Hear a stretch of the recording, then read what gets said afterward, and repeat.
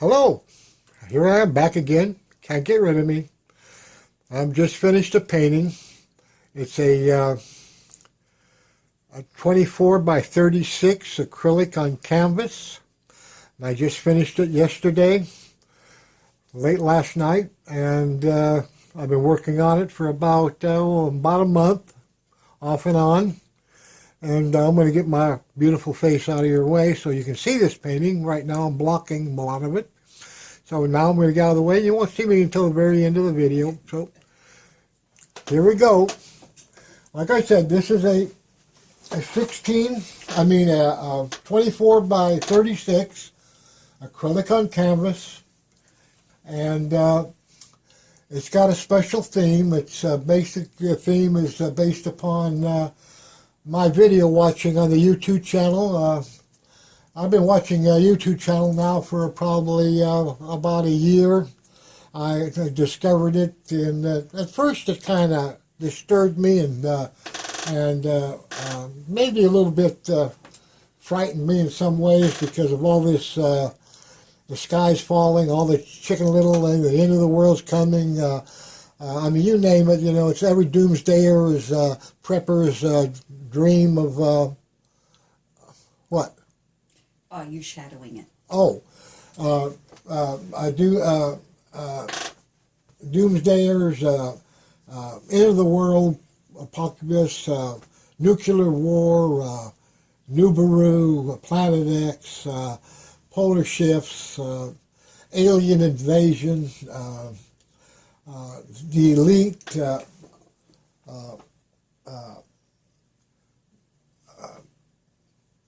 reptilicans eating our babies, and who knows, you know, it's pretty strange, but I don't discard any of it because for all I know, maybe it's all happening, I don't really know. But anyway, as I started watching this YouTube, all this negative YouTube on the, you know, I got caught up in it, and so the way I kind of dealt with it was, well, I decided to start painting it. And so this here is basically a combination of what you can think of. You know, this is a prepper's painting, you know, because it's the end of the world. Whatever. I started the painting on the upper left-hand side of the painting, right up in here. This is where I started. There was nothing else. This canvas was blank, and I started up in here, and I started with Planet X, Nibiru. This is the dwarf sun here, Nibiru. This is the moon.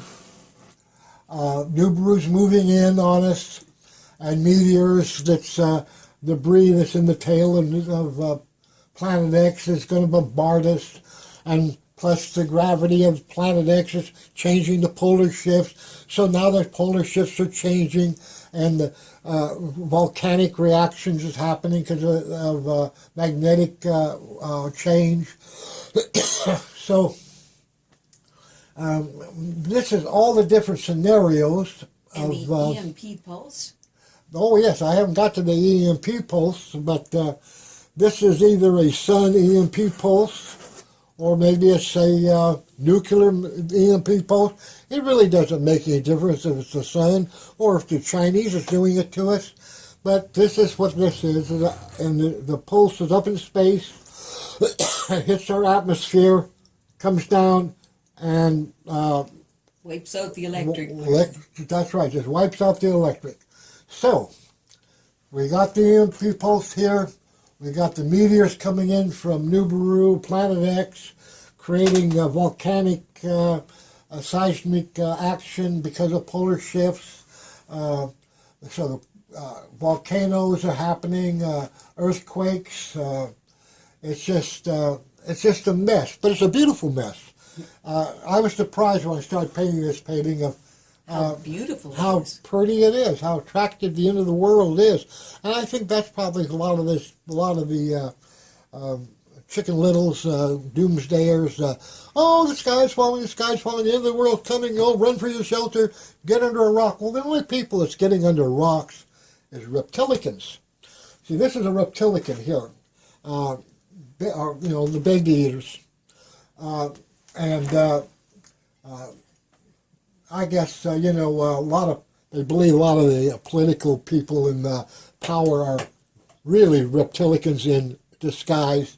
So, but anyway, we got all these elements of the doomsday elements. We got the pyramids of Egypt, which has lasted until now, but they're going to go bye-bye, with the all-seeing eye, which is Illuminati. All this is Illuminati symbolisms. We got all these aliens coming in to invade us because they want to eat our babies. You got the Greys there too. Yeah, well, we got the Greys right here. We have the reptilian female here. She's a kind of a chameleon, so she kind of blends into the environment because she's a reptile. And she's got this little, I don't know, maybe it's her egg, guys, for all I know. I put this thing in her hand. Why it's in her hand, I just put it there. I'm not sure what it is. We'll all figure it out in the long run. She's up to something. Yeah. And she's gazing upon this energy ball that she's got in her fingers. Maybe it's her egg. And here's these pieces of smoldering timbers coming up here. And this is the Rise of the Phoenix. Oh, that's, by the way, did I mention the name? The name of the painting is The Rise of the Phoenix. The beginning. The beginning. The Rise of the Phoenix, the beginning. The phoenix is a mythical bird that comes from the times of Egypt. Illuminati, or not Illuminati, but the Sumerians. And the phoenix is a symbol of rebirth. The symbol is of resurrection, of rising, of rebirth. My astrology sign is the phoenix in the Egyptian astrology, and so that's another reason why I use the phoenix, is because it's something that relates to myself. And of course, a painting is a very personal thing. And so when I paint, my paintings are so personal. I put a lot of symbolism in it. Sometimes it relates to myself. I'm in the regular astrology, I'm a Cancer, so in a painting I might put a crab someplace just to kind of symbolize myself somewhere in the painting. Anyway, these here are hot coals from the burning, everything is burning around. This is what's left of a structure, and these are doorways. This is a window here, but this is a doorway, a portal going through, and eventually this portal may vanish as this last remaining structure disintegrates. Maybe the portal may disintegrate with it. It'll still be there, but maybe it won't be quite so easy to see. But going through the portal is fetuses, birth, the signs of birth. And here is the resurrection of rebirth. This is birth, and all these other little images in the background here are representing souls. So we have birth of and souls. We have we're being reborn into this beautiful new world. That's right, reborn into this cool, sunny, modern, with water and trees. This is the tree of knowledge. The tree of life, the tree from the Garden of Eden type of thing. That's what this represents. And the people are under the tree. They're silhouetted underneath the tree. And all these souls and rebirths are flowing through into this other safe dimension. Because in reality, this is where I live. I live in this. I live in heaven. You other guys, I don't know where you guys live, but if you're worrying about the end of the world, well, it's not in heaven. It's someplace else. So I think you guys should start rethinking all of this, what's going on, because it's not as bad as you're afraid it's going to be. Because put yourself here. And in the window, there's a figure. Oh yes, and then the window, I have a little silhouette representation of myself, ghost-like, smoke-like, like the rest of the smoke coming from the hot coals and the burning fires. You made it through into the new dimension. Well, I haven't made it through. I've always been there. That's where I live.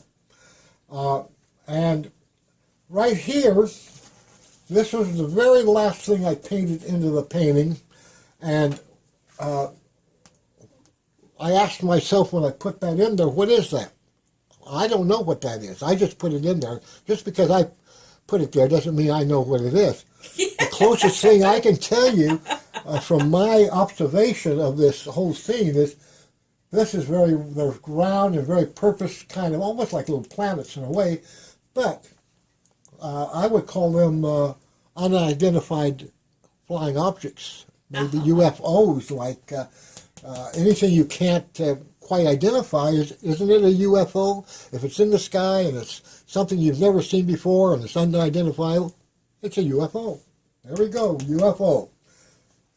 Gray aliens, female reptilian, fire, brimstone going all over the place, the bird of the elite hiding in their bunkers under the pyramids. Right, the phoenix is rising, and of course, this is perfect weather for the reptilians. They hide under the rocks.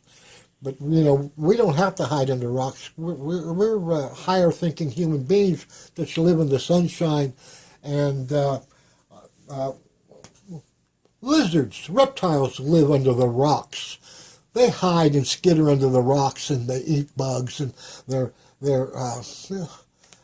who comes, they say, oh yeah, they're really intelligent. Is that intelligent, hiding under the rocks? They're like the elite with all their shelters underneath Denver airport and all these places that they're going to hide. All of them are going under the rocks, going to be hiding from all this. And myself, I'm not hiding from nothing. I'm just stepping through the door. We're just stepping right through the door into the beautiful heaven that I live in. This is. It's beautiful, but it's not my reality.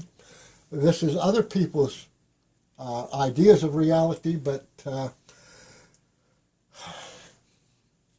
guys, the only way you're going to save yourself is by putting your head over here. All this other stuff's not going to help you at all. You got to go here. And that's all there is. And, well, in here we got... I put this, there's these little trees and water here represented. Could be a lake or an ocean. There's a tree over in here. Beautiful, all green, fertile, lovely, all these buildings, the kind of glass, white, see-through, transparent, light everywhere. Just beautiful. Yes, and this back in here, this little bit of... This is you could say, a dead polluted ocean, reflecting the colors from around it. But that's what this is, back of the doorways of the building that used to be there. And of course, this fault here, it looks like it's coming off of this volcano over here. And of course, there's volcanoes everywhere. I mean, I got 1, 2, 4, 5, 6, 7, 8, 9, 10 volcanoes right here, and that's only what we can see. So the whole world is exploding everywhere. And the only ones that seem to be home is the reptilicans. And of course, the little grays, they can flitter away anyway, just like a little butterfly, they just off in their little thing. But anyway, I'm going to close for now, and I don't know what else to say about this fantastic masterpiece. And I get full of myself a little bit, but I don't think I'm so fantastic. I enjoy painting and I enjoy telling stories. And anyway, well, I'm going to say howdy for now, and you guys stay tuned up and up to date with our videos by just pressing the little red button down underneath the video, and we would greatly appreciate it. And anyway, watch out for the falling meteors and the volcanoes and the earthquakes. And if you want to prep for it, well, go ahead and prep for it. It makes you feel better, but I don't think it's necessary. I think what's really necessary is to become at ease with yourself and just roll with the flow. Anyway, may the source be with you guys, and bye-bye.